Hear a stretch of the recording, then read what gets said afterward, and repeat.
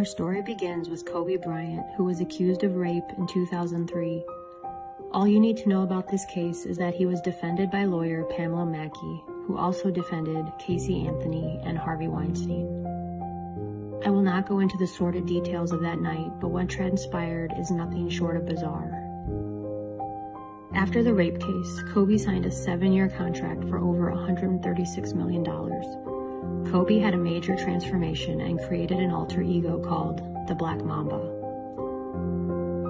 Between 2006 and 2015, he was deep in Chinese endeavors, including the Kobe Bryant China Fund, and played in the 2008 Beijing Olympics. His career rocketed, and he constantly thanked the Black Mamba. Was this his admittance of MKUltra mind control? How many times in pop culture have we seen famous celebrities take on alter egos?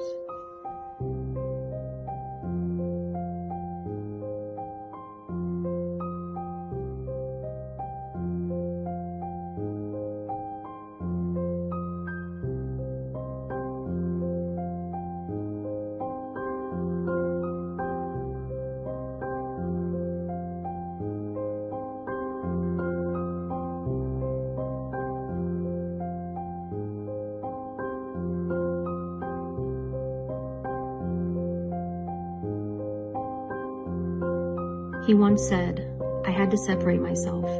It felt like there were so many things coming at once. It was just becoming very, very confusing. I had to organize things, so I created the Black Mamba." If you are new to this subject, you might be thinking, it's just an act, it's just Hollywood. It's not.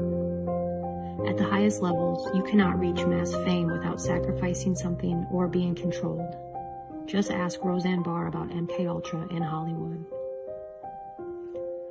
You've been a Hollywood insider for so long, yet you've been vocal for so long. I mean, how challenging is it to see your colleagues across Hollywood lacking for the Obama administration when they have so much power and influence that they could single-handedly shape the dialogue when so many people are watching them? Well, I think that, this is a culture of fear, and nobody's more afraid than people in Hollywood.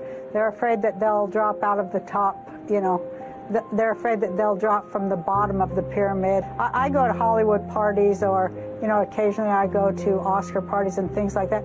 And people, big stars, people will grab me by the arm and take me aside and say, "I just want to thank you for the things you say."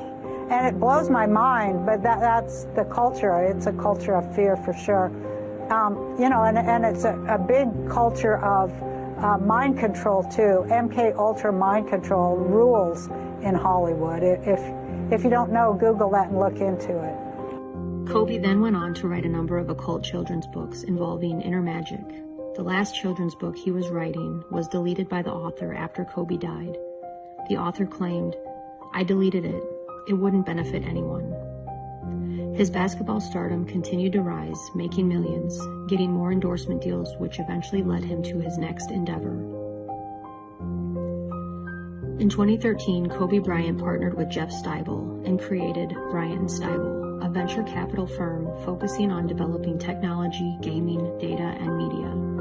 For those that don't know, Jeff Steibel looks like Charles Manson and has started pro-transhumanism companies that implanted computer chips onto people's brains to enable control of electrical devices through thought. He innovated the convergence of mind and machine, among other creepy ventures. When Bryant & Steibel went public at the New York Stock Exchange, Bryant was introduced to Cindy Me.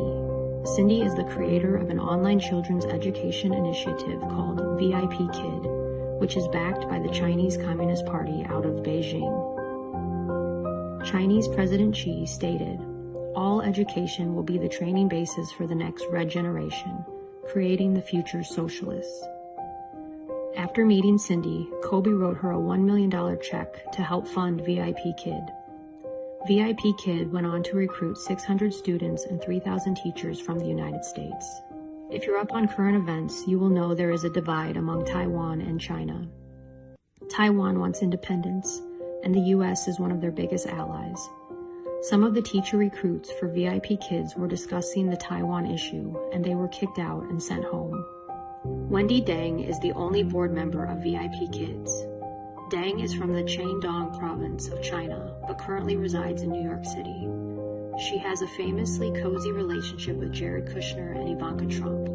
In 2017, counterintelligence officials warned Jared Kushner that Wendi Deng might be using their relationship to spy for the Chinese government. Wendi was also married to media mogul Rupert Murdoch. And let's not forget Dianne Feinstein and her Chinese spy, her driver of 30 years. There is a list on Wikipedia of the known Chinese spies who were caught, and it has become quite the concern in 2020 amidst the coronavirus outbreak. Another investor of VIP Kids is a Chinese billionaire, Jack Ma, from the Alibaba Group. Jack Ma hired Kobe Bryant to participate in a startup called Fun88, which is an online casino and gaming website, which is now currently owned by Joseph C. Lewis. Joseph C. Lewis teamed up with George Soros on foreign exchange trade deals and is the main investor in Tavistock, and in 2007 made an $864 million investment in Bear Stearns. Jeffrey Epstein joined Bear Stearns in 1976, climbed the social ladder by giving the bank's wealthiest clients, such as Seagram president Edgar Bronfman, on tax mitigation strategies. If you remember, Edgar Bronfman's daughter Claire pleaded guilty in the NXIVM sex slave case and is now in prison. In the book, Man of the World, The Future Endeavors of Bill Clinton, page 414 mentions how Kobe Bryant was signed on to Teneo Sports in 2014 and went on to donate money to Tavistock Group and the Tavistock Clinics. One of the best-kept secrets of the Tavistock Group is that it's funded by the Rockefeller family and the Chinese Communist Party. Important figureheads involved in Tavistock are Henry Kissinger and Sigmund Freud. This institution is infamous for their mind control experiments, control on world's agriculture, eugenics, and depopulation. Why is Kobe Bryant donating money to these communist institutions? Now let's get into the pharmaceutical connection. John Kapoor, the big investor of high-tech pharmaceuticals and executive of Insys Therapeutic Corporation, is now serving 66 months in prison for lacing his Black Mamba Hyperrush energy pills with opioids. Kobe Bryant was in the process of suing the company for brand infringement. Now with this case, we have Insys Therapeutics, an Acorn pharmaceutical company which owns high-tech pharmaceuticals. Kobe Bryant was scheduled to go to court on January 29, 2020 to expose these companies, but he died on January 26th. What is so strange about this? Other than the fact that Kobe died, I discovered that Jeff Steibel owns high shares and stocks in all three of these pharmaceutical companies.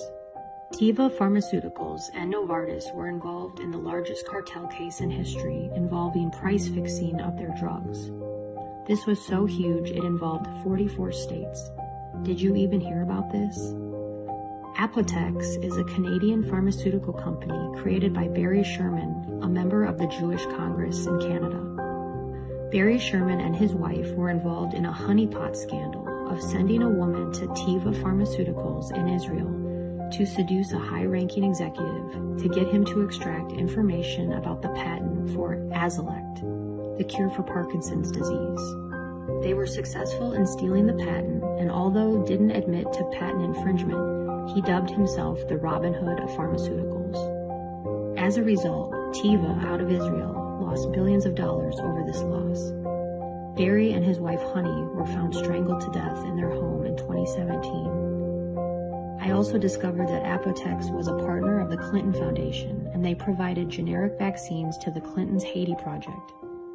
Whether they knew too much about the Clintons or were murdered by the Mossad, you be the judge. Speaking of murder, Patrick Soon-Shiong was a mentor to Kobe Bryant, bought the LA Times, and owned lots of stock in Teva and Novartis, the companies Kobe was going to expose. Anthony Fauci went on record stating that he was proud of the work he did while working with the Bill and Melinda Gates Foundation and the Clinton Initiative of Haiti. Fauci is also a member of the Populations Institute with Bill Gates. COVID-19 is starting to look like a political tool used for global positioning, which brings me to the Belt and Road Initiative.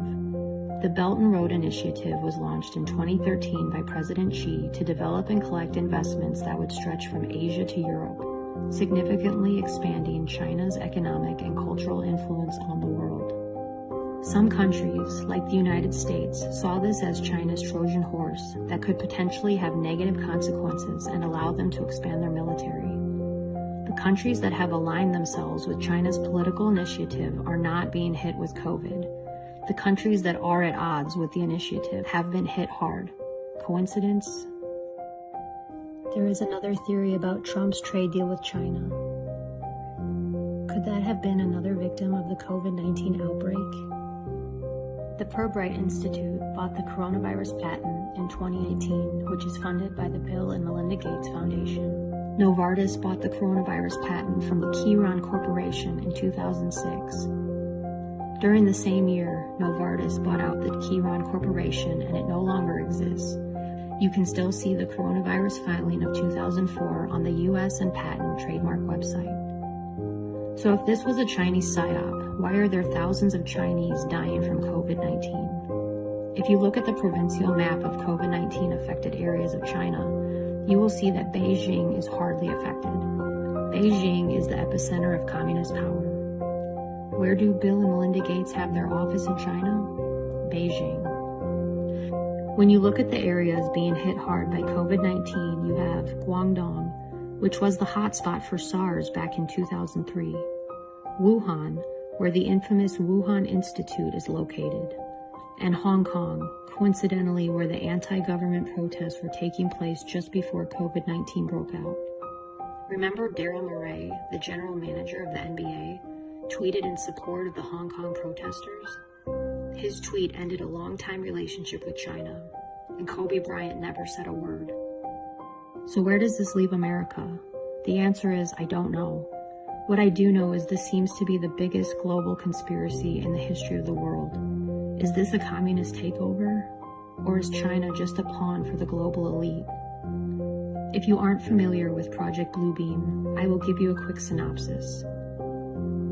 It's basically the elitists' plan to take over the world. You can look more into it, but if this is right, we are living out scenario B. Does Trump have the situation under control, or is he, for the first time, not winning? I want to give a shout out to Larry Gators for helping me find the truth to this global conspiracy and helping me connect the dots.